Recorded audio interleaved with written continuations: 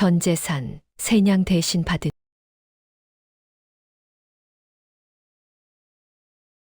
죽음의 계약.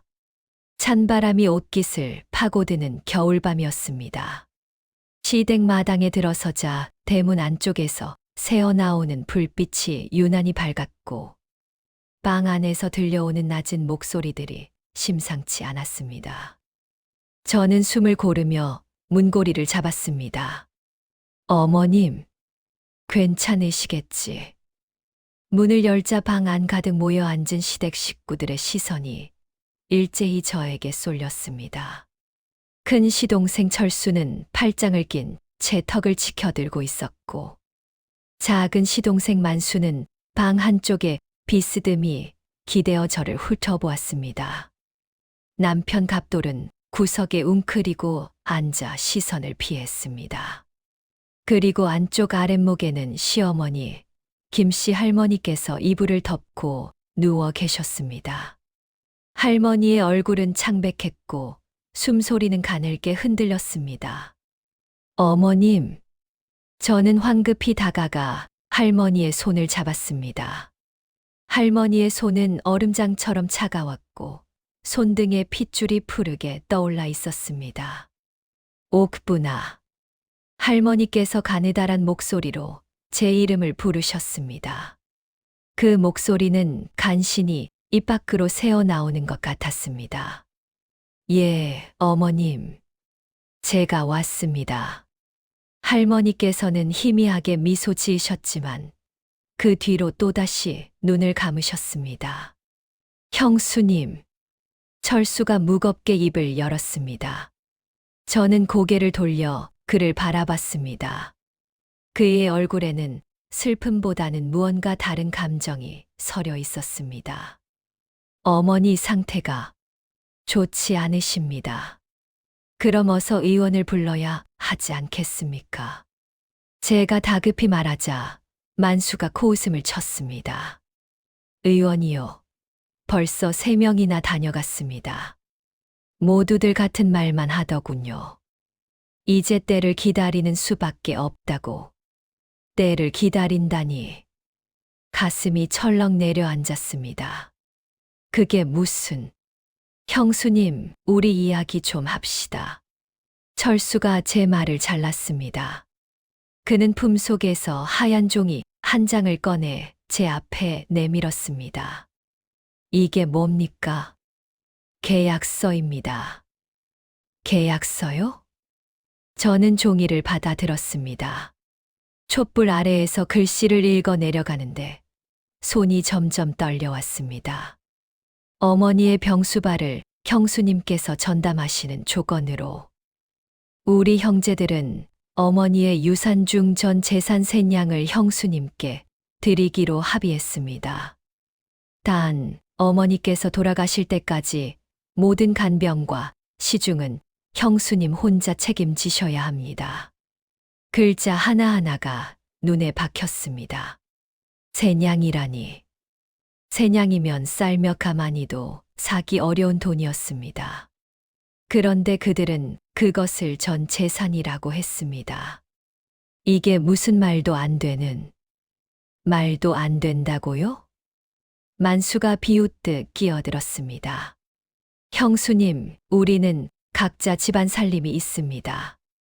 매일 여기 와서 어머니 수발을 들 형편이 못 됩니다. 형수님은 어차피 자식도 없으니 시간이 남아도시지 않습니까? 그 말에 가슴이 쿵 하고 내려앉았습니다. 자식이 없으니 시간이 남아돈다고? 저는 입술을 깨물었습니다. 결혼한 지 5년이 넘도록 아이가 없다는 이유로 저는 늘 시댁에서 눈치를 받아왔습니다. 그런데 이제 그것이 저를 이용할 구실이 된 겁니까? 형님은 뭐라고 하십니까? 저는 남편 갑돌을 바라봤습니다. 하지만 그는 고개를 숙인 채 아무 말도 하지 않았습니다. 갑돌아, 이게 대체 무슨 짓이냐? 제 목소리가 떨렸습니다. 갑돌은 여전히 고개를 들지 않았습니다. 형수님, 남편분도 동의하셨습니다. 철수가 단호하게 말했습니다. 어머니 재산이라고 해봤자 고작 몇 냥 안 됩니다. 우리 형제들끼리 나눠 가져봤자 남는 것도 없고 차라리 형수님께서 받으시고 끝까지 모시는 게 서로 좋지 않겠습니까? 서로 좋다고? 이건 거래였습니다. 아니, 거래라고 부르기도 민망한 일방적인 강요였습니다. 저는 다시 종이를 내려다봤습니다. 계약서 맨 아래에는 이미 철수와 만수, 그리고 갑돌의 도장이 찍혀 있었습니다. 붉은 도장 3개가 마치 저를 올가매는 올가미처럼 느껴졌습니다. 도장을 찍으시겠습니까? 안 찍으시겠습니까? 철수가 도장을 내밀었습니다. 저는 그 도장을 바라보다가 다시 할머니를 돌아봤습니다. 할머니는 여전히 눈을 감고 계셨습니다. 가느다란 숨소리만이 방 안을 맴돌았습니다. 이 사람들은 어머님을 진짜 걱정하는 게 아니야. 그들의 눈빛 속에는 슬픔도 걱정도 없었습니다. 오직 계산만이 있을 뿐이었습니다. 형수님, 시간이 없습니다. 어서 결정하십시오. 만수가 재촉했습니다. 저는 손에 쥔 종이를 구겼다가 다시 펼쳤습니다. 세냥. 고작 세냥에 어머님의 마지막을 팔아넘기라고? 그런데 문득 할머니께서 평소에 하셨던 말씀이 떠올랐습니다. 옥분아, 너만 믿는다. 할머니는 늘 제 손을 잡으며 그렇게 말씀하셨습니다.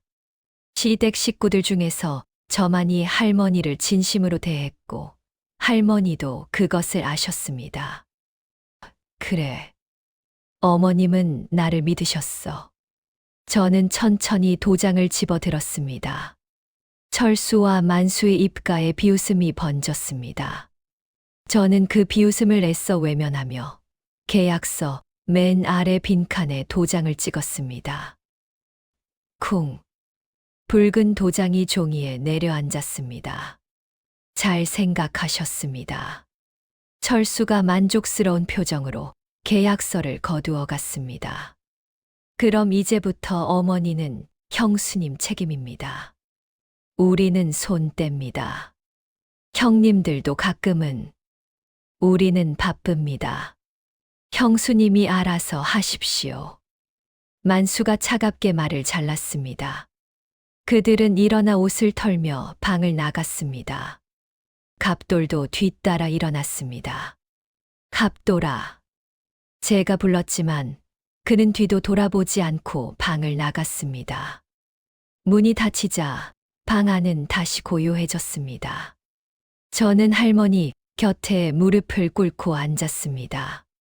할머니의 손을 꼭 잡았습니다. 어머님, 제가 끝까지 모시겠습니다. 할머니께서 눈을 살짝 뜨시더니 제 손을 힘없이 쥐셨습니다. 옥분아. 예, 어머님. 미안. 하구나. 무슨 말씀을 그리 하십니까? 괜찮습니다. 저는 눈물을 참으며 미소 지었습니다. 하지만 할머니께서 눈을 다시 감으시자 저는 더 이상 눈물을 참을 수 없었습니다. 눈물이 뺨을 타고 흘러내렸습니다. 세냥. 고작 세냥. 그들은 어머님의 목숨을 세냥으로 계산했습니다. 아니, 어쩌면 세냥조차 아까워했을지도 모릅니다. 저는 손등으로 눈물을 닦으며 방 안을 둘러봤습니다.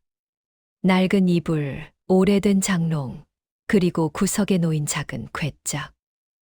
이것들이 전부였습니다. 정말 어머님께는 재산이라곤 이것밖에 없는 걸까? 하지만 뭔가 이상했습니다. 할머니는 평생을 검소하게 사셨지만 젊은 시절 남편과 함께 장사를 하셨다는 이야기를 들은 적이 있었습니다. 그런데 고작 세냥이라니. 뭔가 숨기신 게 있을지도 몰라. 하지만 지금은 그런 것을 생각할 여유가 없었습니다. 저는 할머니의 이마에 손을 얹었습니다. 뜨거웠습니다. 열이 오르고 있었습니다. 어머님, 물을 좀 드셔야 합니다. 저는 부엌으로 나가 물을 떠왔습니다. 조심스럽게 할머니의 머리를 받쳐들고 물을 입에 넣어드렸습니다. 할머니께서는 간신히 몇 모금을 삼키셨습니다. 밤은 깊어갔고 저는 할머니 곁을 떠나지 않았습니다. 추운 겨울밤, 방 안의 촛불만이 흔들리며 저와 할머니를 비추었습니다. 이놈들, 두고 보자. 저는 이를 악물었습니다. 계약서에 도장은 찍었지만 저는 결코 그들에게 지지 않을 것입니다. 어머님을 끝까지 지키겠습니다. 그리고 진실이 무엇인지 반드시 밝혀내겠습니다. 새벽녘 희미한 햇살이 창문 틈으로 스며들었습니다. 저는 밤새 눈을 붙이지 못한 채 할머니 곁을 지켰습니다. 할머니의 숨소리는 여전히 가늘었지만 다행히 열은 조금 내린 것 같았습니다.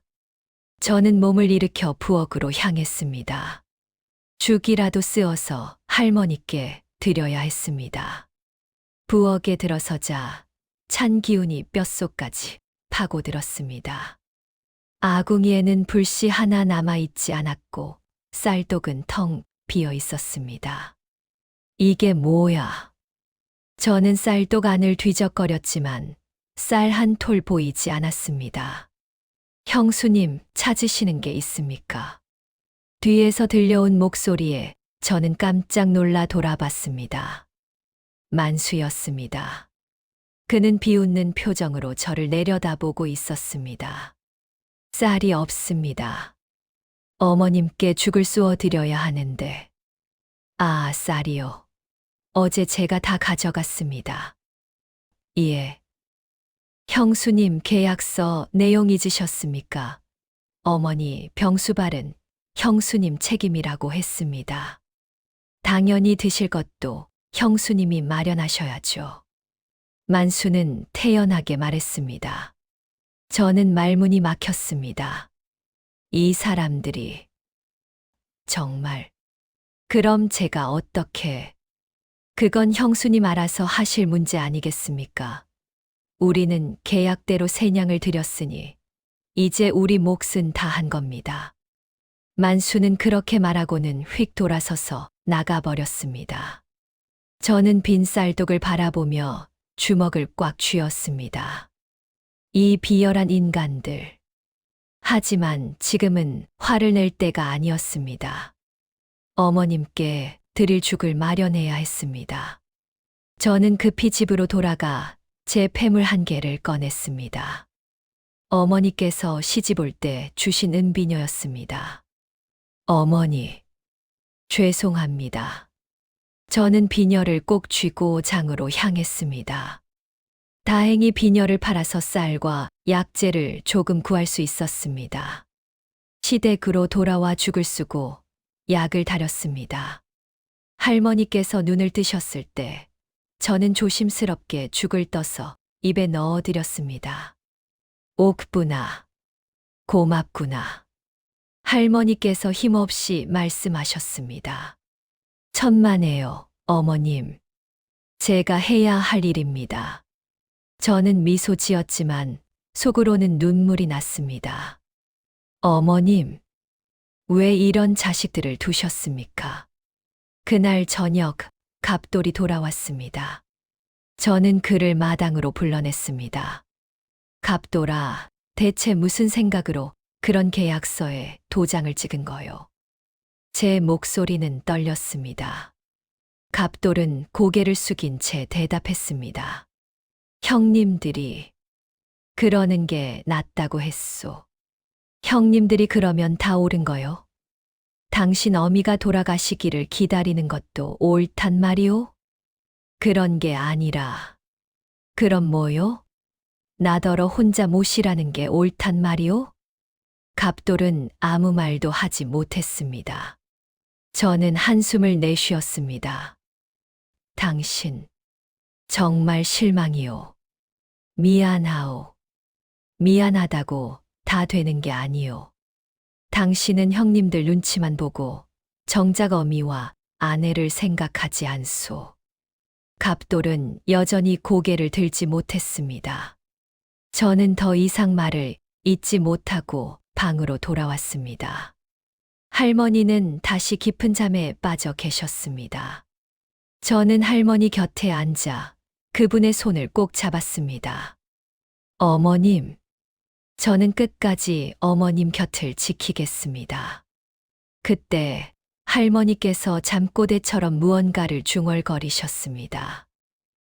괴짝, 괴짝 속에, 괴짝. 저는 방 구석에 놓인 낡은 괴짝을 바라봤습니다. 혹시 그 안에 무언가 있는 걸까? 저는 조심스럽게 괴짝으로 다가갔습니다. 자물쇠는 채워져 있지 않았습니다. 저는 천천히 뚜껑을 열었습니다. 괴짝 안에는 오래된 옷가지와 헝겊 조각들이 들어 있었습니다. 하지만 그 밑에 노란 천으로 쌓인 무언가가 있었습니다. 저는 그것을 꺼내 천을 풀었습니다. 편지였습니다. 낡은 편지 몇 장이 조심스럽게 접혀 있었습니다. 저는 촛불을 가까이 당겨 편지를 펼쳤습니다. 편지는 할머니의 필체로 쓰여 있었습니다. 이 집안의 재산은 결코 세냥이 아니다. 내가 평생 모은 돈은 장롱 뒤편 벽 속에 숨겨두었으니 내가 죽거든 옥분이에게 죽어라. 철수와 만수는 어릴 적부터 탐욕스러웠고 갑돌은 나약했다. 오직 옥분만이 진심으로 나를 대했다. 저는 손이 떨렸습니다. 장롱 뒤편 벽 속. 저는 재빨리 편지를 접어 품속에 넣고 장롱을 살펴봤습니다. 무거운 장롱을 조금씩 밀어내자 뒤편 벽에 작은 틈이 보였습니다. 저는 손을 집어넣어 더듬었습니다. 그리고 무언가 딱딱한 것이 손에 잡혔습니다. 천천히 꺼내보니 작은 나무 상자였습니다. 상자를 열자 그 안에는 은전과 문서들이 가득 들어 있었습니다. 이게 정말 은전만 해도 수백 냥은 될 것 같았습니다. 그리고 문서들에는 땅 문서와 장사장부가 빼곡히 적혀 있었습니다. 철수와 만수가 이걸 알면 저는 재빨리 상자를 다시 벽 속에 넣고 장롱을 원래대로 밀어두었습니다. 그리고 할머니께 다가가 손을 잡았습니다. 어머님, 제가 지켜드리겠습니다. 반드시요. 할머니께서는 여전히 깊은 잠에 빠져 계셨습니다. 하지만 저는 이제 확신했습니다. 이 집안의 진실은 세냥이 아니었습니다. 그리고 저는 그 진실을 끝까지 지켜낼 것입니다. 철수, 만수, 너희들이 어머님을 무시한 대가를 치르게 해주겠어. 다음 날 아침, 저는 일찍 일어나 할머니께 죽을 쑤어드렸습니다. 할머니의 상태는 조금씩 나아지는 것 같았습니다. 약을 드시고 죽을 드신 뒤 할머니께서는 제 손을 꼭 잡으셨습니다. 옥분아, 너 혼자 고생이 많구나. 아닙니다, 어머님. 제가 마땅히 해야 할 일입니다. 할머니께서는 눈물을 글썽이셨습니다. 내 자식들이 너무 못됐구나. 어머님, 그런 말씀 마십시오. 기운 차리셔야 합니다. 할머니께서는 고개를 끄덕이셨지만 그분의 눈빛에는 깊은 슬픔이 서려 있었습니다. 저는 할머니를 편안히 누이고 밖으로 나왔습니다. 마당에서는 철수와 만수가 무언가 이야기를 나누고 있었습니다. 저는 살짝 몸을 숨기고 그들의 대화를 엿들었습니다. 형님, 어머니, 곁에 뭔가 숨겨둔 게 분명합니다. 만수가 작은 목소리로 말했습니다. 그래, 나도 그렇게 생각한다. 어머니께서 평생 모은 돈이 고작 새냥일 리 없어. 철수가 고개를 끄덕였습니다. 그럼 어떻게 할 겁니까? 일단 형수가 어머니를 돌보는 동안 우리가 방 안을 뒤져야 해. 분명 어딘가에 숨겨뒀을 거야. 이 비열한 인간들. 저는 이를 악물었습니다. 하지만 저는 침착하게 행동해야 했습니다. 그들이 눈치채지 못하게 증거를 더 확보해야 했습니다. 저는 조용히 그 자리를 떠나 할머니 방으로 돌아왔습니다. 할머니께서는 다시 잠드셨습니다. 저는 괴짝 속에서 꺼낸 편지를 다시 꺼내 읽었습니다. 편지 속에는 철수와 만수가 저지른 비리들이 적혀 있었습니다. 철수는 도박으로 빚을 졌고 만수는 기생집에서 돈을 탕진했습니다. 그리고 그들은 할머니 몰래 집안의 땅 문서 일부를 빼돌려 팔아넘겼던 것입니다. 이걸 증거로 삼아야 해. 저는 편지를 다시 품속에 넣고 장부를 꺼내 살펴봤습니다. 장부에는 할머니께서 평생 모은 재산 내역이 빼곡히 적혀 있었습니다. 논밭, 가옥, 그리고 은전까지. 총액은 수백 냥에 달했습니다. 이걸 숨기고 새냥만 준다고 했던 거야. 저는 장부를 조심스럽게 접어 치마 속에 감췄습니다. 그리고 할머니께서 숨겨두신 나무 상자도 다시 한 번 확인했습니다. 상자 안에는 또 다른 문서가 있었습니다. 유언장이었습니다. 할머니의 필체로 쓰인 유언장에는 이렇게 적혀 있었습니다. 내가 죽거든 모든 재산은 며느리 옥분에게 물려준다. 철수와 만수에게는 한 푼도 주지 않는다. 갑돌에게는 최소한의 생활비만 남긴다. 저는 가슴이 뛰었습니다. 어머님께서 이런 뜻을 품고 계셨다니. 하지만 동시에 두려움도 밀려왔습니다. 철수와 만수가 이 사실을 알게 되면 그들은 절대 가만히 있지 않을 것입니다.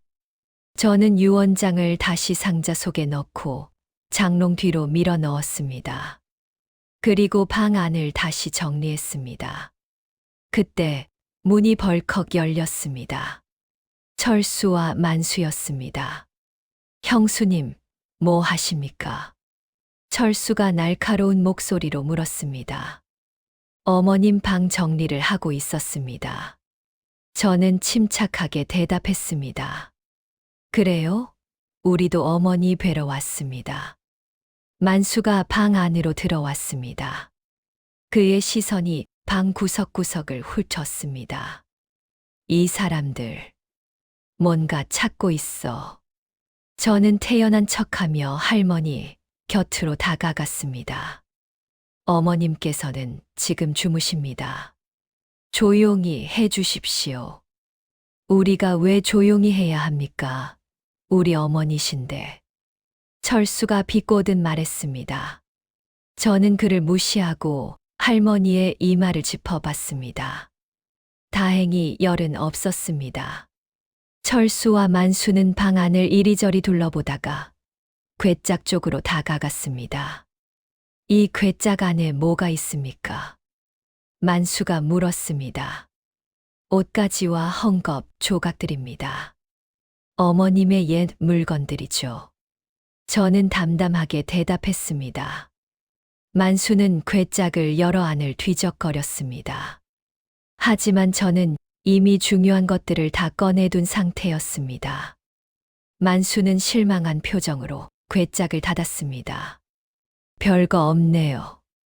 그럼 이제 나가주시겠습니까? 어머님께서 편히 쉬셔야 합니다. 저는 단호하게 말했습니다. 철수와 만수는 서로 눈빛을 주고받았습니다. 형수님, 혹시 어머니께서 뭔가 숨겨두신 거 아십니까? 철수가 직접적으로 물었습니다. 숨겨두신 게 뭔데요? 재산 말입니다. 어머니께서 평생 모은 돈이 고작 세냥일 리 없지 않겠습니까? 글쎄요, 저도 잘 모르겠습니다. 어머님께서는 평생 검소하게 사셨으니 남은 게 별로 없으실 겁니다. 저는 태연하게 거짓말을 했습니다. 철수는 저를 의심스러운 눈빛으로 바라봤습니다. 형수님, 혹시 뭔가 숨기는 거 아니죠? 무슨 말씀을 그렇게 하십니까? 저는 어머님 병수발 드느라 정신이 없습니다. 철수는 코웃음을 쳤습니다. 뭐, 좋습니다. 하지만 우리 눈은 속이지 못할 겁니다. 그들은 마지못해 방을 나갔습니다. 저는 문이 닫히자 긴 한숨을 내쉬었습니다. 위험해. 저는 다시 할머니 곁에 앉았습니다. 할머니께서는 여전히 깊은 잠에 빠져 계셨습니다. 어머님, 제가 반드시 지켜드리겠습니다. 저는 할머니의 손을 꼭 잡았습니다. 그리고 결심했습니다. 증거를 더 확실히 확보하고 철수와 만수의 비리를 밝혀내겠다고.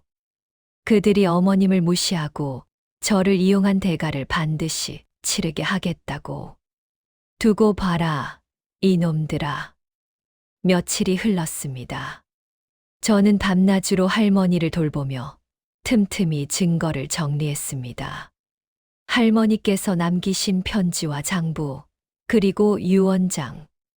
이것들을 안전한 곳에 숨겨두고 만일의 사태에 대비했습니다. 하지만 철수와 만수의 눈빛은 날이 갈수록 날카로워졌습니다. 그들은 저를 의심하고 있었습니다. 어느 날 저녁 저는 부엌에서 약을 다리고 있었습니다. 그때 뒤에서 인기척이 들렸습니다. 돌아보니 만수가 서 있었습니다. 형수님, 요즘 부쩍 바쁘시네요. 어머님 병수발 드느라 그렇습니다. 그런데 형수님, 혹시 어머니 방에서 뭔가 발견한 거 없으십니까? 만수가 다가왔습니다. 그의 눈빛은 의심으로 가득했습니다. 발견한 게 뭔데요? 저는 태연하게 되물었습니다. 그러니까 편지라든가 문서라든가 없습니다. 왜 그러십니까? 만수는 코웃음을 쳤습니다. 형수님, 우리를 속이지 마십시오. 분명 어머니께서 뭔가 숨겨두셨을 겁니다. 글쎄요, 저는 모르겠습니다. 저는 약다리는 일에 집중하는 척했습니다. 만수는 화가 난 듯 휙 돌아서서 나갔습니다. 저는 가슴을 쓸어내렸습니다. 점점 위험해지고 있어. 그날 밤, 저는 할머니 방에서 잠을 청했습니다. 하지만 한밤중에 이상한 소리가 들렸습니다. 발소리였습니다. 저는 눈을 떴습니다. 어둠 속에서 누군가 방 안을 뒤지고 있었습니다. 철수와 만수였습니다. 저는 재빨리 몸을 일으켰습니다. 뭐 하는 겁니까? 제 목소리에 그들은 깜짝 놀라 돌아봤습니다. 형수님, 잠꼬대 심하시네요. 철수가 비웃었습니다. 한밤중에 남의 방을 뒤지는 게 대체 무슨 짓입니까? 남의 방이라니요? 우리 어머니 방인데요. 만수가 대꾸했습니다. 지금 뭘 찾고 있는 겁니까? 우리가 뭘 찾든 형수님이 상관할 바 아닙니다. 철수가 날카롭게 말했습니다. 저는 이불을 걷어차고 일어났습니다. 당장 나가십시오. 형수님, 목소리 낮추십시오. 어머니 깨십니다. 만수가 비꼬듯 말했습니다. 저는 그들 앞을 막아섰습니다. 어머님의 물건을 함부로 뒤지지 마십시오. 물건, 우리 어머니 물건인데 우리가 왜 못 뒤집니까? 철수가 저를 밀쳤습니다. 저는 비틀거리며 뒤로 물러났습니다. 그들은 다시 방 안을 뒤지기 시작했습니다. 장롱을 열고 이불을 뒤적이고 심지어 할머니께서 누워 계신 이불 밑까지 뒤졌습니다. 이놈들이. 저는 소리쳤지만 그들은 아랑곳하지 않았습니다. 다행히 저는 이미 중요한 문서들을 다른 곳에 숨겨둔 상태였습니다. 그들은 아무것도 찾지 못했습니다. 형님, 아무것도 없습니다. 만수가 실망한 표정으로 말했습니다. 형수가 숨긴 게 분명해. 철수가 저를 노려봤습니다. 형수님, 어디에 숨겼습니까? 무슨 소리를 하는 겁니까? 저는 아무것도 숨기지 않았습니다. 거짓말 마십시오. 철수가 소리를 질렀습니다. 그 소리에 할머니께서 눈을 뜨셨습니다. 왜 이러느냐? 할머니의 가느다란 목소리가 들렸습니다. 저는 재빨리 할머니께 다가갔습니다. 어머님, 괜찮으십니다. 다시 주무십시오. 할머니께서는 철수와 만수를 바라보셨습니다. 너희들, 뭐 하는 거냐? 어머니, 우리는 그냥 나가거라. 옥분이만 있으면 된다. 할머니께서 힘없이 말씀하셨습니다. 철수와 만수는 서로 눈빛을 주고받았습니다. 어머니, 우리는 어머니를 위해서 나가라고 했다. 할머니께서 힘을 내어 소리치셨습니다. 그 순간 할머니께서 심하게 기침을 하셨습니다. 저는 황급히 할머니를 부축했습니다. 어머님, 할머니께서는 기침을 멈추지 못하셨고 입에서 피가 흘러나왔습니다. 어머니, 철수와 만수도 놀라서 다가왔습니다. 저는 그들을 밀쳤습니다. 당장 나가십시오. 어머님을 이 지경으로 만들어 놓고. 철수와 만수는 할 수 없이 방을 나갔습니다. 저는 할머니의 입가를 닦아드리고 물을 떠다 드렸습니다. 어머님, 괜찮으십니까? 할머니께서는 간신히 숨을 고르셨습니다. 옥분아, 조심해라. 예. 저 아이들 절대 믿지 마라. 알겠습니다, 어머님. 할머니께서는 제 손을 꼭 잡으셨습니다. 내가 남긴 것들 내가 가져라. 어머님, 무슨 말씀을? 약속해라. 내가 가져야 한다. 예, 어머님. 약속드립니다. 할머니께서는 안도하는 표정으로 눈을 감으셨습니다. 저는 할머니의 손을 꼭 잡은 채 밤새 잠들지 못했습니다. 철수, 만수. 너희들은 끝까지 어머님을 괴롭히는구나. 저는 이를 악물었습니다. 하지만 동시에 남편 갑돌에 대한 실망감도 깊어졌습니다. 그는 형들이 방을 뒤지는 동안에도 아무 말도 하지 않았습니다. 아내인 저를 지켜주지도 않았습니다. 갑돌아, 너는 대체 누구 편이냐? 새벽이 밝아왔을 때 저는 결심했습니다. 더 이상 참지 않겠다고. 할머니께서 남기신 진실을 세상에 밝히겠다고. 다음 날 할머니의 상태는 더욱 악화되었습니다. 기침은 멈추지 않았고 열은 다시 올랐습니다. 저는 의원을 불렀지만 의원은 고개를 저었습니다. 이제 시간이 얼마 남지 않으셨습니다. 의원의 말에 저는 가슴이 무너졌습니다. 그럴 리가. 어떻게든 방법이 없겠습니까? 약을 드려도 큰 효과가 없을 겁니다. 편안히 모셔드리는 게 최선입니다. 의원은 그렇게 말하고 떠났습니다. 저는 할머니 곁에 무릎을 꿇고 앉았습니다. 어머님, 제발 버티십시오. 할머니께서는 눈을 뜨셨습니다. 그분의 눈빛은 여전히 온화했습니다. 옥분아, 울지 마라. 어머님, 내 시간이 얼마 안 남았구나. 그런 말씀 마십시오. 할머니께서는 제 손을 꼭 잡으셨습니다. 옥분아, 들어라. 예, 어머님. 내가 평생 모은 재산이 있다. 알고 있습니다, 어머님. 할머니께서는 놀란 표정을 지으셨습니다. 알고 있었느냐? 예, 어머님께서 남기신 편지를 봤습니다.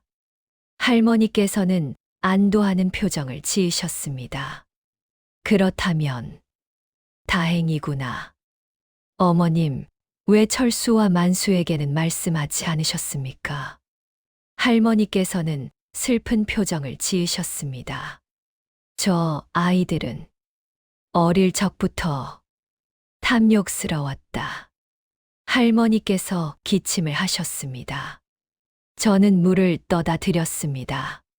철수는 도박에 빠졌고, 만수는 기생집에서 돈을 탕진했다. 알고 있습니다, 어머님. 그 아이들은 내 재산만 노렸다. 진짜 어미를 사랑한 적이 없어. 할머니께서 눈물을 흘리셨습니다. 저는 할머니의 눈물을 닦아드렸습니다. 어머님, 하지만 너는 달랐다. 너만이 진심으로 나를 대해줬다. 어머님, 저는 당연한 일을 했을 뿐입니다. 아니다. 너는 특별하다. 할머니께서 제 얼굴을 쓰다듬으셨습니다. 옥분아, 내가 남긴 유언장이 장롱 뒤에 있다. 예, 어머님. 봤습니다. 그 유언장대로 모든 재산을 내가 가져라. 어머님, 하지만 철수와 만수는 한 푼도 주지 마라. 저 아이들은 자격이 없다. 할머니께서 단호하게 말씀하셨습니다. 갑돌에게만 최소한의 생활비를 남겨라. 그 아이는 나약하지만 나쁜 아이는 아니다. 예, 어머님.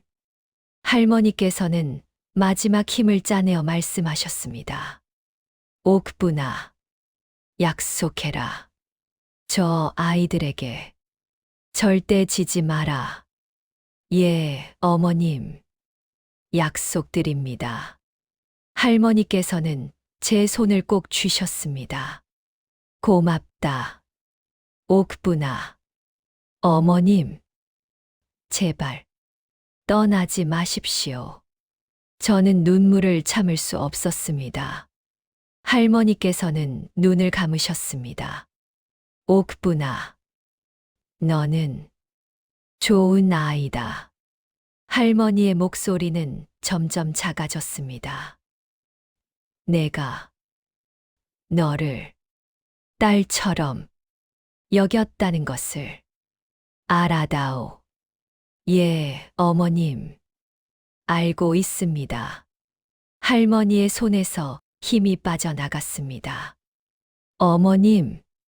저는 할머니를 흔들었지만 할머니께서는 대답하지 않으셨습니다. 할머니께서 숨을 거두신 것입니다. 어머님. 어머님. 저는 할머니를 끌어안고 울었습니다. 가슴이 찢어지는 것 같았습니다. 할머니는 제게 유일하게 따뜻함을 주신 분이었습니다. 그분이 이제 영영 떠나셨습니다. 저는 한참을 울다가 천천히 몸을 일으켰습니다. 할머니의 얼굴을 정갈하게 닦아드리고 수의를 입혀드렸습니다. 그리고 밖으로 나가 철수와 만수를 불렀습니다. 어머님께서 돌아가셨습니다. 제 목소리는 떨렸습니다. 철수와 만수는 서로 눈빛을 주고받았습니다. 그래요? 그럼 장례 준비를 해야겠네요. 철수가 담담하게 말했습니다. 저는 그들의 냉담한 반응에 분노가 치밀었습니다. 지금 그런 말밖에 못 하십니까? 형수님, 사람은 언젠가 죽습니다. 슬퍼한다고 달라지는 건 없습니다. 만수가 차갑게 말했습니다. 저는 그들을 노려봤습니다. 당신들, 정말 어머님을 사랑한 적이 없군요. 사랑, 그게 뭐가 중요합니까? 어머니는 돌아가셨고, 이제 재산 정리를 해야죠. 철수가 비웃었습니다. 재산 정리라니요? 당연하지 않습니까? 어머니, 재산을 나눠 가져야죠. 저는 주먹을 꽉 쥐었습니다. 어머님께서는 유언장을 남기셨습니다. 철수와 만수의 표정이 굳어졌습니다. 유언장이요? 예. 어머님께서 친필로 쓰신 유언장입니다. 저는 방으로 들어가 유언장을 꺼냈습니다. 그리고 그들 앞에 내밀었습니다. 철수가 유언장을 낚아채어 읽기 시작했습니다. 그의 얼굴은 점점 일그러졌습니다. 이게 뭐야? 철수가 소리쳤습니다. 어머님께서 쓰신 유언장입니다. 이건 위조다. 어머니가 이런 유언을 남기실 리 없어. 만수도 유언장을 빼앗아 읽었습니다. 형수가 조작한 거야. 조작이라니요? 어머님의 필체를 보십시오. 저는 침착하게 말했습니다. 철수와 만수는 서로 얼굴을 마주봤습니다. 그들의 눈빛에는 분노와 당황이 뒤섞여 있었습니다. 형수, 이 유언장은 인정할 수 없어. 철수가 유언장을 찢으려 했습니다. 저는 재빨리 유언장을 빼앗았습니다. 찢으신다고 해서 사실이 바뀌지 않습니다. 저는 이미 사본을 만들어뒀습니다. 철수와 만수는 말문이 막혔습니다. 당신들이 어머님을 무시하고 재산만 노린 대가를 치를 시간입니다. 저는 단호하게 말했습니다. 철수가 저를 노려봤습니다. 형수, 이런 식으로 나오면 우리도 가만히 있지 않을 거야. 그러시겠다면 관아에 가서 판결을 받읍시다. 저는 물러서지 않았습니다. 철수와 만수는 할 말을 잃었습니다. 저는 방으로 돌아가 할머니 곁에 앉았습니다. 어머님, 약속 지키겠습니다. 저는 절대 지지 않을 겁니다. 할머니의 장례는 초라하게 치러졌습니다. 철수와 만수는 최소한의 비용만 들였고 조문객도 거의 오지 않았습니다. 저는 홀로 할머니의 영정 앞에 앉아 밤을 새웠습니다. 어머님, 이렇게 쓸쓸히 보내드려 죄송합니다. 사무제가 끝나자마자 철수와 만수는 재산 분배를 요구했습니다. 형수님, 이제 유언장대로 재산을 정리합시다. 철수가 차갑게 말했습니다. 유언장은 인정하지 않는다고 하지 않으셨습니까? 저는 되물었습니다. 우리는 관아에 가서 판결을 받겠습니다. 그 유언장이 진짜인지 가짜인지 밝혀야죠. 만수가 비웃었습니다. 좋습니다. 관아에 갑시다. 저는 태연하게 대답했습니다. 하지만 속으로는 불안했습니다. 관아에서 과연 공정한 판결을 내려줄까? 철수와 만수는 마을에서 나름 세력이 있는 사람들이었습니다. 저는 그저 힘없는 며느리일 뿐이었습니다. 다음 날 우리는 관아로 향했습니다.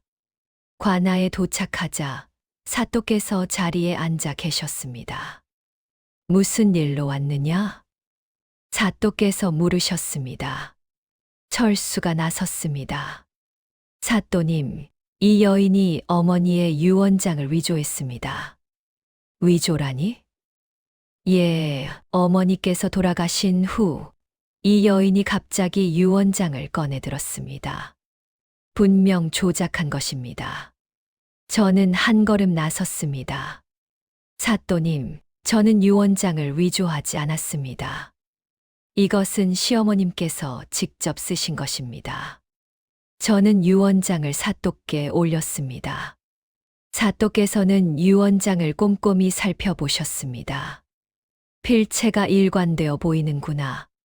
하지만 이것만으로는 진위를 판단하기 어렵다. 철수가 재빨리 말했습니다. 사또님, 어머니께서는 평생 재산을 우리 형제들에게 물려주겠다고 하셨습니다. 갑자기 며느리에게 모든 걸 준다는 것은 말이 안 됩니다. 그건 거짓말입니다. 저는 소리쳤습니다. 시어머님께서는 아드님들이 재산만 노린다는 것을 아셨습니다. 그래서 저에게 물려주신 것입니다. 증거가 있느냐? 사또께서 물으셨습니다. 저는 품속에서 할머니께서 쓰신 편지를 꺼냈습니다. 이것은 시어머님께서 남기신 편지입니다. 여기에 시동생들의 비리가 적혀 있습니다. 저는 편지를 사또께 올렸습니다. 사또께서 편지를 읽기 시작했습니다. 철수와 만수의 얼굴이 창백해졌습니다. 사또님, 그건 조용히 하거라. 사또께서 손을 들어 그들을 제지했습니다. 편지에는 철수의 도박빚과 만수의 기생집빚, 그리고 그들이 할머니 몰래 땅 문서를 빼돌린 내용이 상세히 적혀 있었습니다. 이것이 사실이냐? 사또께서 철수와 만수를 노려봤습니다. 그건 어머니께서 오해하신 겁니다. 철수가 변명했습니다. 오해? 그럼 도박빚은 오해냐? 땅 문서를 빼돌린 것도 오해냐? 사또께서 호통을 치셨습니다. 철수와 만수는 고개를 숙였습니다. 저는 다시 말했습니다. 사또님, 시어머님께서는 평생을 검소하게 사셨지만 재산은 수백냥에 달합니다. 저는 그 장부도 가지고 있습니다. 저는 장부를 꺼내 올렸습니다. 사또께서 장부를 살펴보시더니 고개를 끄덕이셨습니다. 이 장부가 진짜라면 재산은 확실히 많구나. 철수가 다급히 말했습니다. 사또님, 하지만 그 장부도 조작된 것일 수 있습니다. 조작? 그럼 너희가 증거를 대보아라. 철수와 만수는 할 말을 잃었습니다. 사또께서 말씀하셨습니다. 유언장과 편지, 그리고 장부를 종합해보면 이 여인의 주장이 맞는 것 같구나. 저는 가슴이 두근거렸습니다. 이길 수 있을까? 하지만 그때 철수가 무릎을 꿇었습니다. 사또님, 제발 한 번만 봐주십시오. 우리는 어머니를 사랑했습니다. 다만 생활이 어려워 실수를 했을 뿐입니다.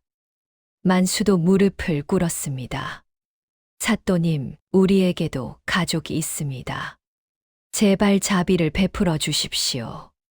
사또께서 난처한 표정을 지으셨습니다. 그래도 법은 법이다.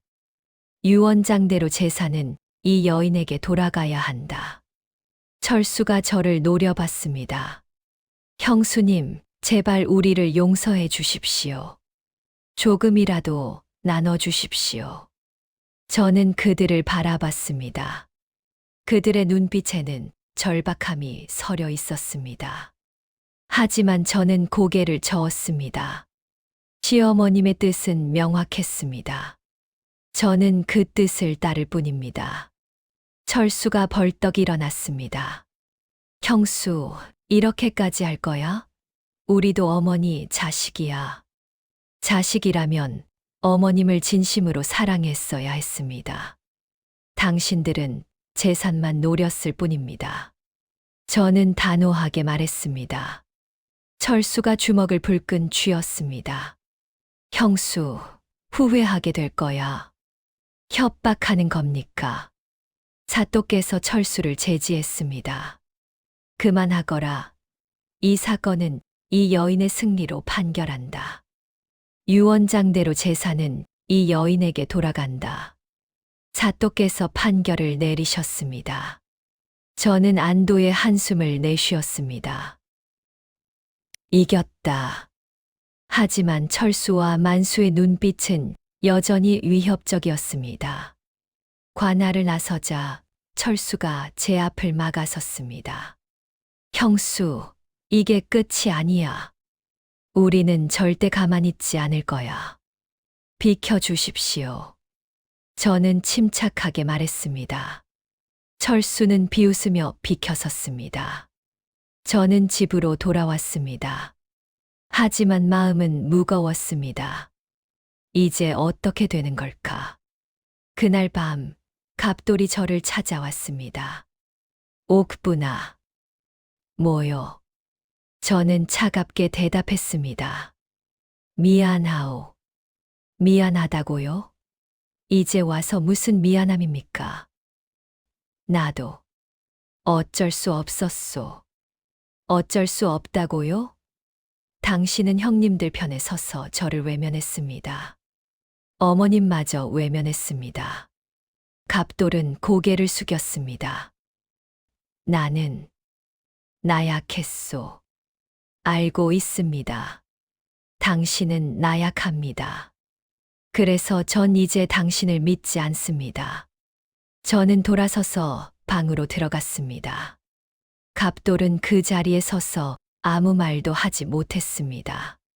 저는 방 안에서 할머니의 영정을 바라봤습니다. 어머님, 제가 이겼습니다. 하지만 왜 이렇게 허무할까요? 눈물이 흘러내렸습니다. 승리했지만 저는 외로웠습니다. 며칠 후 마을 원로들이 모이는 날이었습니다. 철수와 만수는 저를 원로들 앞에 불러냈습니다. 여러분, 이 여인이 우리 어머니의 유언장을 위조했습니다. 철수가 소리쳤습니다. 원로들이 웅성거렸습니다. 저는 침착하게 앞으로 나섰습니다. 원로님들, 저는 유언장을 위조하지 않았습니다. 관아에서도 이미 판결이 났습니다. 관아 판결이 뭐가 중요합니까? 우리 마을의 전통은 자식들이 재산을 나눠 갖는 것입니다. 만수가 항변했습니다. 원로 중 한 분이 말씀하셨습니다. 그렇다. 며느리가 모든 재산을 가져가는 것은 우리 전통에 어긋난다. 하지만 시어머님께서 직접 유언장을 남기셨습니다. 저는 유언장을 꺼내 보였습니다. 원로들이 유언장을 돌려보았습니다. 필체는 확실히 김씨 할머니의 것 같은데. 한 원로가 중얼거렸습니다. 하지만 이건 말이 안 됩니다. 어머니께서 우리를 버리실 리 없습니다. 철수가 소리쳤습니다. 저는 품속에서 편지를 꺼냈습니다. 원로님들, 이것을 보십시오. 시어머님께서 직접 쓰신 편지입니다. 편지를 원로들에게 돌렸습니다. 편지에는 철수와 만수의 비리가 상세히 적혀 있었습니다. 도박빚, 기생집빚, 그리고 땅 문서 빼돌림. 원로들의 표정이 굳어졌습니다. 이게 정말이냐? 한 원로가 철수와 만수를 노려봤습니다. 그건 어머니께서 오해하신 겁니다. 철수가 변명했습니다. 오해, 땅 문서를 빼돌린 것도 오해냐? 저희는 생활이 어려워서. 만수가 말끝을 흐렸습니다. 저는 다시 말했습니다.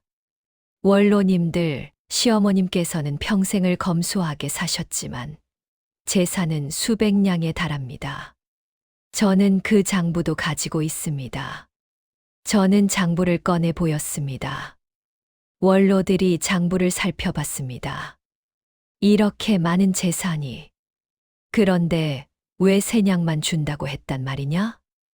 원로들이 철수와 만수를 추궁했습니다. 철수와 만수는 고개를 숙였습니다. 저는 목소리를 높였습니다. 원로님들, 시어머님께서는 평생 이 두 사람에게 실망하셨습니다. 그래서 저에게 재산을 물려주신 것입니다. 하지만 전통은 한 원로가 말하려 했습니다. 저는 그 말을 잘랐습니다. 전통도 중요하지만 시어머님의 뜻은 더 중요합니다. 시어머님께서는 제게 이 재산을 지키라고 하셨습니다. 저는 눈물을 흘렸습니다. 시어머님께서는 평생 이 두 사람 때문에 고통받으셨습니다. 돌아가시는 순간까지도 이 두 사람을 걱정하셨습니다. 하지만 시어머님께서는 저에게만 진심을 보여주셨습니다. 원로들이 숙연해졌습니다. 저는 계속 말했습니다. 시어머님께서 바라셨던 것은 가족의 화목이었습니다. 하지만 이 두 사람은 재산만 노렸을 뿐입니다. 시어머님의 마지막 소원조차 무시했습니다. 철수가 소리쳤습니다. 형수님, 그건 너무한 말씀입니다. 너무하다고요?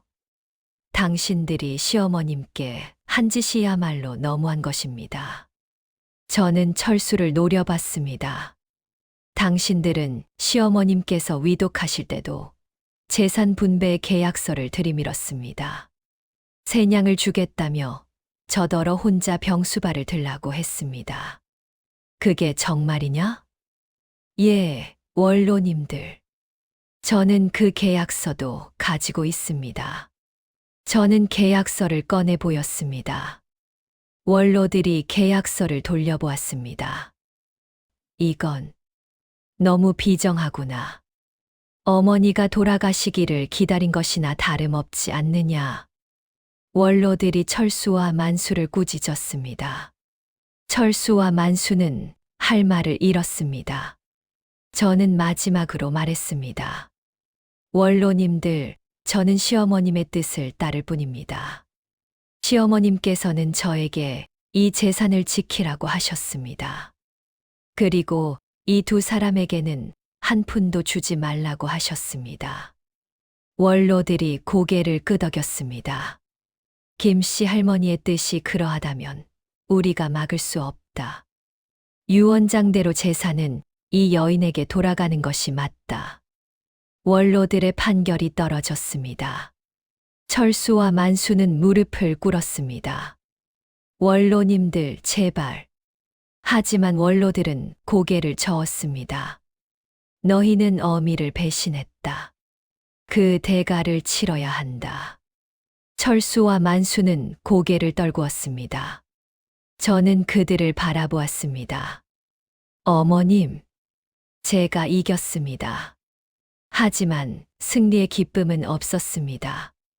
오직 깊은 슬픔만이 남았습니다.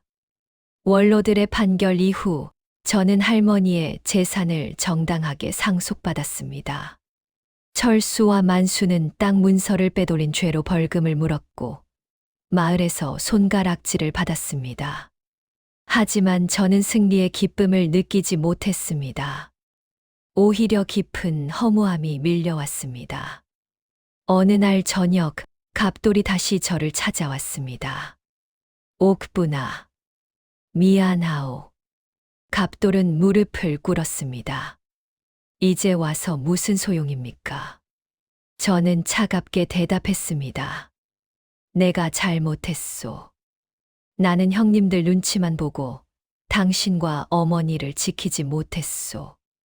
알고 있습니다. 다시 한번 기회를 주오. 나는 달라질 수 있소. 갑돌은 눈물을 흘렸습니다. 저는 그를 바라봤습니다. 한때는 사랑했던 사람이었습니다. 하지만 이제 그 사랑은 식어버렸습니다. 갑돌아, 늦었습니다. 옥분아, 당신은 기회가 있었습니다. 하지만 당신은 그 기회를 버렸습니다. 저는 더 이상 당신을 믿을 수 없습니다. 갑돌은 고개를 떨구었습니다. 저는 돌아서서 방으로 들어갔습니다. 그날 밤 저는 짐을 쌌습니다. 이 집에서 더 이상 머물 수 없었습니다. 할머니의 재산 일부는 관아에 기부했고 나머지는 저 혼자 새로운 삶을 시작하는 데 쓰기로 했습니다. 갑돌에게는 시어머님의 뜻대로 최소한의 생활비만 남겨두었습니다. 다음 날 새벽 저는 할머니의 묘를 찾았습니다. 묘 앞에 꽃을 놓고 무릎을 꿇었습니다. 어머님, 제가 약속을 지켰습니다. 눈물이 흘러내렸습니다. 어머님께서 남기신 재산을 지켰습니다. 철수와 만수에게 한 푼도 주지 않았습니다. 바람이 불어왔습니다. 마치 할머니께서 대답하시는 것 같았습니다. 어머님, 저는 이제 떠납니다. 이 집안에서, 이 마을에서 떠나 새로운 삶을 살겠습니다. 저는 고개를 들어 하늘을 바라봤습니다. 어머님께서 저를 딸처럼 여겨주셨던 것처럼 저도 어머님을 진짜 어머니처럼 사랑했습니다. 그 사랑을 평생 잊지 않겠습니다. 저는 일어나 묘를 향해 깊이 절했습니다. 그리고 돌아서서 마을을 떠났습니다. 뒤돌아보지 않았습니다. 걸어가는 길 위에서 저는 문득 웃음이 났습니다. 나는 이제 자유야. 철수와 만수의 탐욕으로부터, 갑돌의 나약함으로부터, 그리고 이 집안의 속박으로부터. 저는 이제 제 삶을 살 것입니다.